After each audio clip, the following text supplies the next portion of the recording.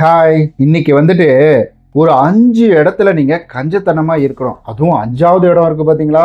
செதற விடும். 5வது இடம்லாம் நீங்க கேட்கும்போது என்னம்மா நினைப்பீங்க? யோ இந்த இடமாயா? இதுல கூடமாயா நான் தப்பு பண்றேன்? ஐயோ இத்தனை நாள் இது தெரியாம போச்சே அப்படின்னு யோசிக்கிற அளவுக்கு மண்டையை போட்டு பிச்சுக்கிற அளவுக்கு இந்த 5வது இடம் அப்படின்றது இருக்கும். ஸோ வாழ்க்கையில எல்லாருக்குமே பணக்காரனாகன்ற ஆசை இருக்கதான் செய்யுது. ஆனா என்ன பண்றது? இந்த 5 இடத்தையும் நம்ம வந்துட்டு மறந்துடுறோம். இந்த 5 இடத்துல உஷாரா இருக்கணும். அதை தான் தெளிவாக சொல்லியிருக்கிறேன் இந்த பதிவில். இந்த வீடியோ எந்த லோன் ஆப், பேங்க் அல்லது ஃபினான்ஷியல் சர்வீஸையும் ப்ரமோஷன் செய்யவில்லை. இது கல்வி மற்றும் பொது தகவல் நோக்கத்திற்காக மட்டும். வணக்கம் நண்பர்களே. அதாவது கஞ்சத்தனம் அப்படின்றத வந்துட்டு நிறைய பேர் என்ன நினைக்கிறாங்கன்னா, ஸோ கஞ்சத்தனம் ஒரு பெரிய தப்பான ஒரு விஷயம்னு நினைக்கிறாங்க. ஆனால் இந்த வீடியோவில் நீங்கள் இந்த 5 இடத்துல வந்துட்டு கஞ்சத்தனமாக இருந்தீங்கன்னா தான் உங்களால் பணக்காரன் ஆக முடியும். ஸோ இந்த வீடியோவை நீங்கள் முடிச்சுட்டு வரும்பொழுது கஞ்சத்தனம்னா தப்பு இல்லையே, இதில் என்ன இருக்குது அப்படின்ற மாதிரி யோசிப்பீங்க. ஸோ அந்த அளவுக்கு இந்த வீடியோ ஒரு மிகப்பெரிய ஒரு பயனுள்ளதாக இருக்கும். வீடியோ ஸ்கிப் பண்ணாமல் கடைசி வரைக்கும் பாருங்கள். நீங்கள் நம்ம சேனல் சப்ஸ்கிரைப் பண்ணலைன்னா மறக்காமல் சப்ஸ்கிரைப் பண்ணிக்கோங்க. அப்படியே கூட இருக்க பெல் பட்டனையும் ப்ரெஸ் பண்ணிக்கோங்க. ஓகே, அதாவது முதல் விஷயம் என்ன, நம்மள எல்லாருக்கும் பணக்காரன் ஆகணுன்ற ஆசை இருக்காதா என்ன? எல்லாருக்குமே பணக்காரன் ஆகணும். ஆனால் நம்ம அதை நோக்கி ஓடுறோமான்னு கேட்டிங்கன்னா, எனக்கு இருக்கக்கூடிய கடனை பற்றி யோசிக்கவே எனக்கு நேரம் கரெக்டாக இருக்குது. நான் எங்கே போய் இங்கே பணக்காரன் ஆகிறத பற்றி யோசிக்கிறது அப்படின்ற நிலைமைக்கு நம்ம வந்துட்டோம். ஸோ இதெல்லாம் சரி கட்டணும் அப்படின்னா அப்போது கஞ்சத்தனனா இருக்க வேண்டிய இடத்துல இருந்து தான் ஆகணும். இந்த இடத்துல கஞ்சத்தனனா இருக்கணும்னா இருந்து தான் ஆகணும். அதை விட்டுட்டு நான் வந்துட்டு இந்த இடத்துல அப்படிலாம் இருக்க மாட்டேன் அப்படின்னு யோசிக்கவே கூடாத முதல் இடம் என்ன தெரியுங்களா? அதாவது நீங்கள் பெரிய பெரிய பணக்காரங்க கோடீஸ்வரங்களாம் எடுத்துக்கிட்டிங்கன்னா வச்சுக்கோங்களேன், அவங்களுடைய வெல்த்தை நிரூபிக்கிறதுக்காக, அவங்களுடைய கெத்து காட்டுறதுக்காக அவங்க எந்த இடத்துலையுமே பணத்தை இன்வெஸ்ட்மெண்ட் பண்ண மாட்டாங்க. அவங்க சில இடங்களில் அதை அமைதியாக அவங்களுக்கு எவ்வளோ அந்த இடத்துல அசிங்கமாக இருந்தாலும் அதை அப்படியே விட்டுட்டு போயிடுவாங்க. நல்லா யோசிச்சுக்கோங்க. அதாவது இப்போ நான் இவன் முன்னாடி கெத்து காட்டுறேன் பாரு. இப்போது நான் ஒரு விஷயம் கேள்விப்பட்டேன். முக்கால்வாசி இந்த காருலாம் வாங்குறாங்க பார்த்தீங்களா லோனில், இதில் ஒரு 20% கிட்டத்தட்ட அவங்க கார் வாங்கிட்டாங்க, நான் வாங்கினேன், அவன்லாம் கார் வச்சுருக்கேன், நான் வச்சிருக்கக்கூடாதா, அந்த மாதிரி ஒரு நிலைமைக்குள்ளே போகிறாங்களாம். அதனால் இந்த இடத்துல நீங்கள் கஞ்சத்தனமாகவே இருந்துக்கோங்க. முதல் இடம் என்னன்னா, உங்களுக்கு மற்றவங்க கிட்ட கெத்து காட்டணும்னா உழைப்பில் காட்டுங்க, உங்களுடைய திறமையில காட்டுங்க.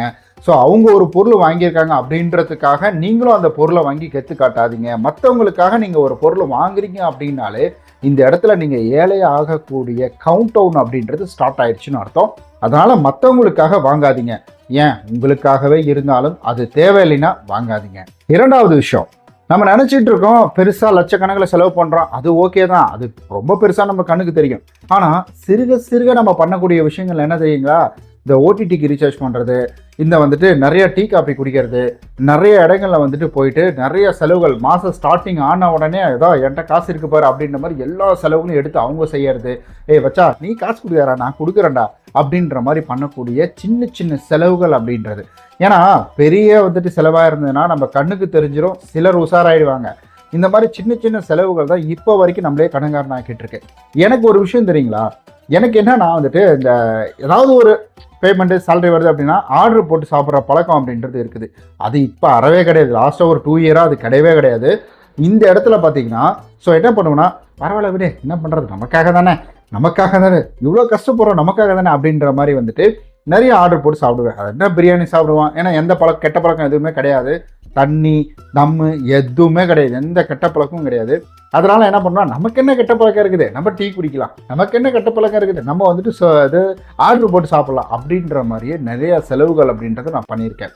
ஆனால் அப்புறமேட்டுக்கு தான் தெரிய வந்தது, எனக்கு கெட்ட பழக்கம் இல்லைன்னு நீ பண்ணிக்கிட்டு இருக்கிறது எல்லாமே கெட்ட பழக்கம் தான்டா. கெட்ட பழக்கம்னா நம்மளே கெடுக்கிறது அப்படின்றது ஒன்று இருக்குது. ஸோ நம்மளுடைய வெல்த்தை நமக்கே தெரியாமல் குறைச்சிரும். அதனால இந்த சின்ன சின்ன ஓட்டைகள் எல்லாமே அடைச்சிருங்க. மூணாவது விஷயம், அதாவது இந்த இடம் தாங்க ரொம்ப கிரிட்டிக்கல். அதாவது இந்த இரக்க குணம் அப்படின்றதே நமக்கு மிகப்பெரிய ஒரு எதிரியாக மாறி போயிடும். நான் இந்த ஃபீல்டில் ரொம்ப வருஷமாக இருக்கேன்னு சொல்லியிருந்தேன் இல்லைங்களா? நான் பார்க்குறதுல ஒரு 100 பேர் பார்க்குறேன்னா வச்சுக்கோங்களேன், அதில் கண்டிப்பாக ஒரு 3 பேராவது என் நண்பனுக்காக நான் எடுத்து கொடுத்தேங்க, அவன் எடுத்து கொடுத்ததுக்கப்புறம் காசை வாங்கிட்டு எங்கே போனான்னு தெரிலிங்க அப்படின்ற மாதிரி. இந்த இடத்துல நீங்கள் கஞ்சத்தனம்னா இருந்து தான் ஆகணும். கஞ்சத்தனம் இந்த இடத்துலையும் காட்டிடுங்க. ஏன்னா நீங்கள் உதவி பண்ணுறீங்க ரைட்டு, அவங்க பேரில் உதவி பண்ணுங்க, இல்லை அப்ளிகேஷனாக போட்டு விட்ருங்க. இல்லைன்னா வேறு யாராவது பெரியவங்களை வச்சு கொடுங்க. இல்லைன்னா இந்த மாதிரி கடன் கொடுக்குறீங்களா, உங்கள்கிட்ட காசு நீங்கள் கொடுக்குறீங்கன்னா, நீங்கள் நார்மல் பீப்புளாக இருந்து கொடுக்குறீங்கன்னா உங்களுக்கும் சட்டத்தின் மூலியமாக சில விஷயங்களை பண்ண முடியும். அந்த ஒரு ஆப்ஷன் இருக்கு. நீங்கள் ஒரு நல்ல ஒரு அட்வொகேட்டை பார்த்து அவர்கிட்ட பேசுங்க. இந்த மாதிரி என்னோட நண்பன் காசு கேட்குறாரு, நான் அவருக்கு காசு கொடுக்குறேன், எனக்கு ஏதாவது சட்டப்படியாக ஒருவேளை அவர் வாங்கி தரலன்னா நான் என்ன பண்ணுறது, தனியாக போய் கேளுங்க. ஒருவேளை அவர் கொடுக்கலைன்னா சட்டப்படி நான் எப்படி இதில் ஆக்ஷன் எடுக்கிறது அப்படின்றது. இப்போ நட்பு வந்துட்டு நல்லா பணம் கற்கன்ற மாதிரி நல்லா தான் இருக்கும். ஏன்னா நான்லாம் லட்சக்கணக்கில் செலவு பண்ணிக்கிறேன். லட்சக்கணக்கான எடுத்தோடனே லட்சக்கணக்கில் இருந்தா அப்படின்னு அவ்வளோ பெரிய இதெல்லாம் கிடையாது. ஸோ சிறுக சிறுக தான் சிறுக கொடுத்துருக்கோம், அது வேற விஷயம். ஸோ வந்துட்டு அந்த மாதிரி அப்போ நல்லா தான் இருக்கும். ஸோ ஒரு கட்டத்துக்கு அப்புறம் வந்துட்டு என்னை ஏமாத்திட்டு போயிட்டான் அப்படின்னு சொல்லும் பொழுது தான் அன்னைக்கே ஒரு வார்த்தை இல்லைன்றதா அந்த இல்லைன்ற ஒரு பிரச்சனையோட முடிஞ்சிருக்குமே. இன்னைக்கு கொடுத்துட்டு ஒவ்வொரு நாளும் அவங்கள போய் கேட்டுட்டு அதில் ஒரு மனசங்கட்டம், ஒருவேளை அவங்க வீட்டை காலி பண்ணிட்டு போயிட்டாங்கன்னா அதில் ஒரு பிரச்சனை, இந்த மாதிரிலாம் நிறையா இருக்கும். அதனால் வந்துட்டு இந்த 3வது பிளேஸ்லையும் கஞ்சத்தனமாகவே இருந்துக்குவாங்க. 4வது விஷயம், அதாவது நம்ம என்னதான் நம்மளுடைய வந்துட்டு செலவுகளை குறைச்சிக்கிட்டாலும் அந்த பணத்தை நம்ம ஏதாவது பண்ணணும். ஆனால் நம்ம மனசுக்கு எப்படி இருக்கும்னா, இதை நம்ம சேமிக்கிறது, இது என்ன பண்ணுறது அப்படின்ற மாதிரி ஒரு குழப்பம் நமக்குள்ளே ஓடிக்கிட்டே இருக்கும். ஸோ இந்த இடத்துல நம்ம என்ன செய்வோம்னா வச்சுக்கோங்களேன், அந்த பணத்தெல்லாம் நம்ம அழகாக சேர்த்து வைப்போம், நல்லா தான் வச்சுக்கிட்டு இருப்போம். திடீர்னு ஒரு நாள் உங்களுக்குள்ளே வந்துட்டு ஒரு குட்டி தான் வரும். அவன் என்ன பண்ணுவானா, அதாங்க காசு இருக்குல்ல, எடுத்து ஏதாவது ஒன்று பண்ணுடா போடா அப்படின்ற மாதிரி மனசுக்குள்ளே ஓடிக்கிட்டே இருக்கும். நான் முதல் விஷயம் சொல்கிறேன், நீங்கள் இந்த மாதிரி மிச்சம் பண்ணக்கூடிய காசை நீங்கள் போய் அங்கே இன்வெஸ்ட்மெண்ட் பண்ணுங்கள், இங்கே இன்வெஸ்ட்மெண்ட் பண்ணுங்க நான் சொல்ல போகிறது கிடையாது. நான் என்ன சொல்கிறேன்னா, தயவு செய்து அந்த பணம் உங்கள் வீட்டில் இருக்கிறத மறந்துடுங்க. அந்த பணத்தை எந்த ஒரு எமர்ஜென்சிக்கு எடுக்கக்கூடாது. அப்படின்னா நான் எந்த ஒரு எமர்ஜென்சிக்குன்னா எடுக்கக்கூடாதுன்னா, அப்போது எந்த எமர்ஜென்சி வந்தாலும் சமாளிக்கக்கூடிய அளவுக்கு நீங்கள் பணத்தை சம்பாரித்து வச்சுக்கணும். இந்த இடத்துல உங்களுடைய சேமிப்பில் கை வைக்கக்கூடிய இடங்கள்ல நீங்கள் கஞ்சத்தனமாக இருக்கணும். ஏன்னா நீங்கள் வந்துட்டு எங்கே வேணால் போட்டுக்கோங்க, எஃப்டியில் போட்டுக்கோங்க, இல்லை வந்துட்டு எஸ்ஐபியில் போட்டுக்கோங்க, இல்லை ஆர்டியில் போட்டுக்கோங்க.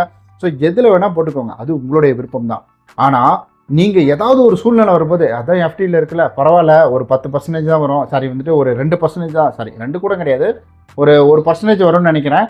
அந்த 1%க்கு நம்ம என்ன பண்ணலாம்னா வந்துட்டு லாஸ் ஆனாலும் பரவாயில்ல, இந்த வித்ட்ரா பண்ணிடலாம் அதை அப்படின்ற மாதிரி பண்ணக்கூடாது. இந்த இடத்துல மிகப்பெரிய ஒரு கஞ்சத்தனம். ஏன்னா இன்று போடக்கூடிய நீங்கள் விதை தான் இந்த செடி எப்படி இருக்கும்னு நினைக்கிறீங்க? இதெல்லாம் எடுத்த உடனே எப்படி முளைஞ்சிருக்கும்னு நினைக்கிறீங்களா? கிடையாது. சின்னதாக ஏதாவது ஒரு விதை இருக்கும், அந்த விதையினால தான் இந்த செடி இவ்வளோ பெருசு. அந்த செடி பாருங்கள், சின்னதாக ஒரு விதை தான் இவ்வளோ பெரிய மரமாக இவ்வளோ பெரிய செடியாக வந்துட்டு இருக்குது. இது மரம் கிடையாது, செடியே. சரி, இதுதான். அதனால் இன்னைக்கு கொஞ்சம் கொஞ்சமாக இன்வெஸ்ட்மெண்ட் வந்துட்டு இருக்கு அப்படின்ற மாதிரி நினைக்காதீங்க, நாளைக்கு அது பெருசாக மாறும். 5வது, அதாவது நான் நிறைய இதில் பணத்தை பற்றியே சொல்லிட்டேன் நான். ஆனால் இந்த இடத்துல நீங்கள் கஞ்சத்தனமாக இருக்கிறது கொஞ்சம் வித்தியாசமாக தாங்க இருக்கும். எந்த இடம்னா வச்சுக்கோங்களேன், உங்களோட நேரத்தை என்றைக்குமே வீணாக்காதீங்க. உங்களுடைய நேரத்தை, பணத்தை எப்படி நம்ம குறைவாக செலவு பண்ண கஞ்சத்தனம் பிடிக்கணுமோ அதே போல் உங்களுடைய நேரத்தை குறைவாக செலவு பண்ணுங்க. அதில் கஞ்சத்தனம் அப்படின்றது நமக்கு வேண்டும். ஏன்னா இப்போ இருக்கிற காலகட்டத்தில் நிறைய பேர் பண்ணக்கூடிய நேரம்,